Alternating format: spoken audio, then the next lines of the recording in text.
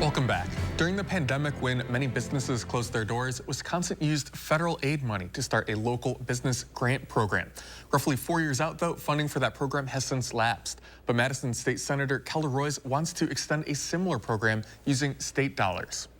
For many small businesses, it's very hard to obtain traditional financing like a loan from a bank. And so if you don't have, family or friends that can lend you money, it's hard to grow. It's hard to get out of your basement and into a storefront.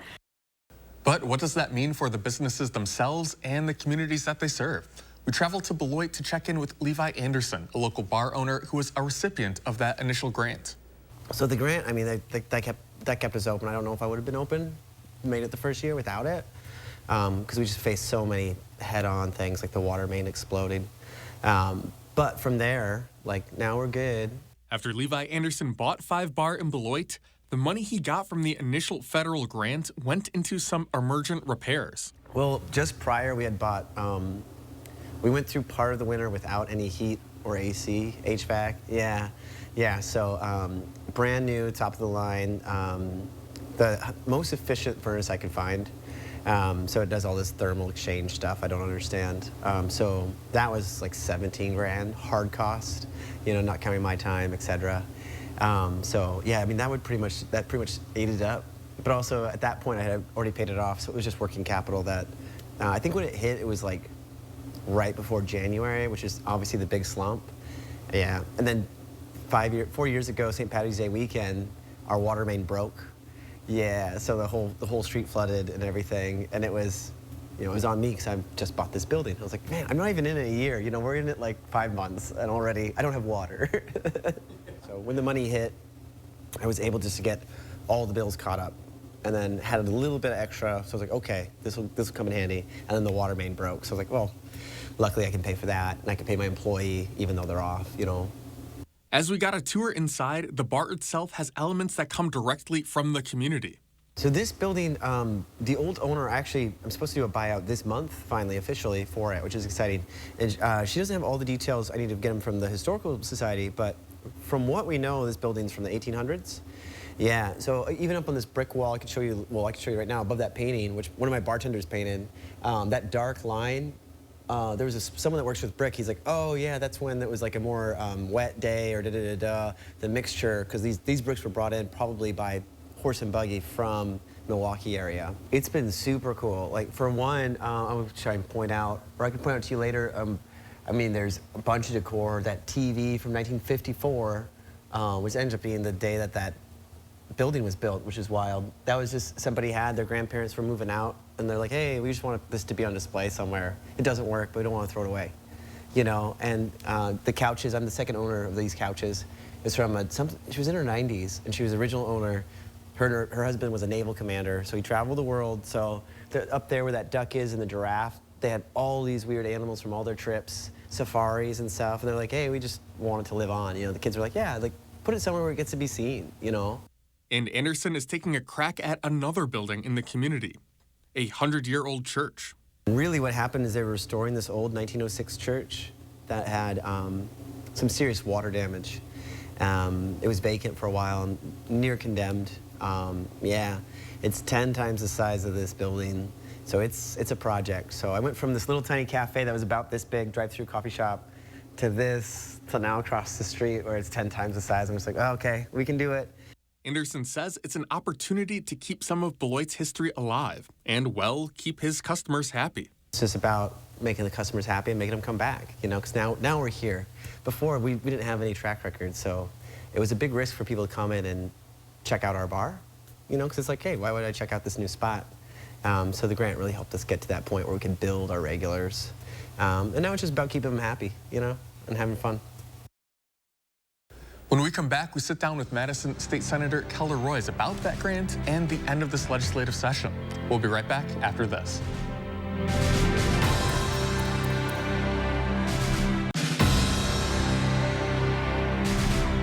Welcome back. This year's legislative session wrapped up on Tuesday with the Senate's final floor session. Now, among the bills that did not pass this year was a push from Madison State Senator Kelda Roys and Middleton Representative Alex Jors to extend a pandemic-era small business grant program with state dollars.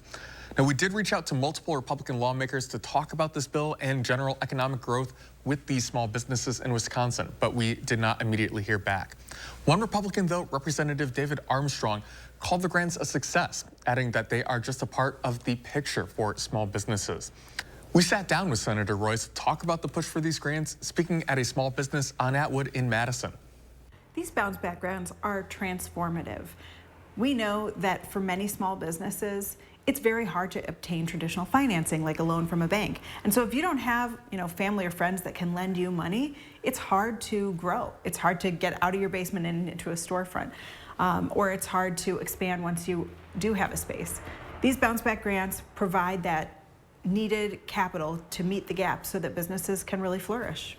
So you kind of think of this, it started during that COVID pandemic, right? Where businesses were shut down, there's a need to kind of build back. Seems like we're a little bit past that though, so why have these grants kind of outside this COVID window? Well, Wisconsin has new businesses starting all the time. And historically, we actually have been kind of behind the times in terms of new startups. And we want Wisconsin to be a place where any entrepreneur, anyone with a dream, can turn that into a reality. Having that kind of dynamic economy where small businesses can start and grow is how you build a strong economy and a strong middle class. So it just makes sense that we continue a successful program. What would it look like to be kind of with the times? Is there another state would be analogous to what we're looking to try and do? I'm not sure what other states have done with respect to a bounce back grant. This particular one I think is very well suited to Wisconsin because we have all these beautiful communities with charming downtown commercial corridors and a lot of empty storefronts. And we have a lot of people who have small businesses but don't have the funds to actually have a retail space. So this kind of is a win-win. It fills these commercial corridors and makes them really vibrant and fun places to visit and fun places to shop, and it helps entrepreneurs take that next step. So the big but here obviously is the price tag. Would we be able to afford this? Is this something that long-term would be sustainable for Wisconsin?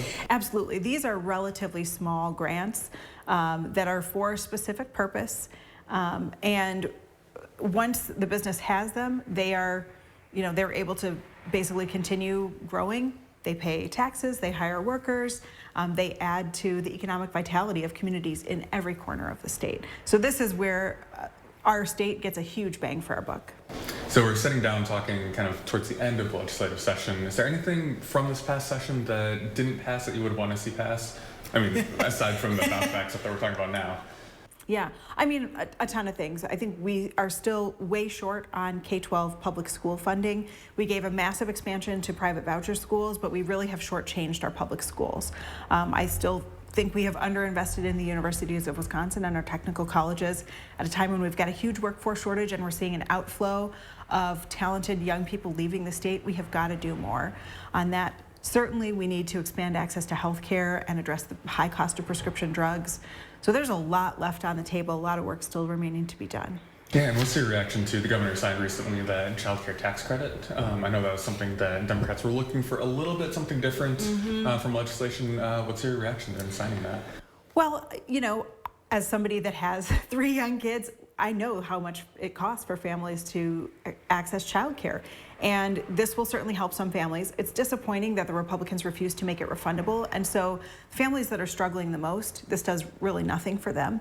But it certainly will help families like mine and many others to afford the high cost of childcare. Ultimately, though, we really have to address the fact that we've got empty classrooms, and because we don't have enough providers.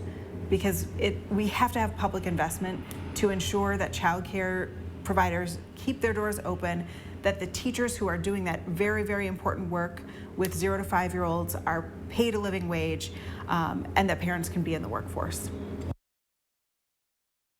That does it for us this week, but before we go, I want to give a big thank you to Dylan Crane. He's one of the directors working behind the scenes and is a huge part of the crew that gets the show on the air each week. Dylan, we'll miss you, and we're so excited for what's next for you. Well, thanks for watching us. I'm Will Keneally. Have a great rest of your weekend.